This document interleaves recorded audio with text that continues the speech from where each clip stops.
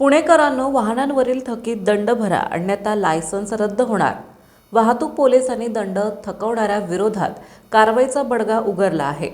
30 दिवसांच्या आत दंड जमा न केल्यास वाहन परवाना रद्द करण्याचा प्रस्ताव आरटीओ कडून पाठवला जाणार आहे। पुणेकरांनी दंड भरण्यासाठी चौकात वाहतूक नियमांसाठी थांबवलेल्या पोलिसांकडे दंड जमा करावा असे आवाहन वाहतूक पोलिसांनी पुणेकरांना केले आहे। दंड न भरल्यास वाहन मालकांना लायसन्स रद्द होण्याची नोटीस येणार आहे।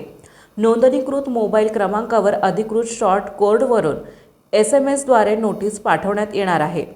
26, 27, 28 फेब्रुवारी आणि 1 मार्च या कालावधीत या सगळ्या नोटिसा पाठवण्यात येणार आहे। वाहतूक नियम भंगाबाबत आकारण्यात आलेला दंड 30 दिवसांच्या आत न भरल्यास संबंधित वाहन चालकाचा परवाना रद्द करण्याचा इशारा पुणे वाहतूक पोलिसांनी दिला आहे। यासाठी विशेष मोहीम हाती घेण्यात येणार असून रस्त्यावर थेट कारवाईसाठी अतिरिक्त पोलीस कर्मचारी तैनात केले जाणार आहेत।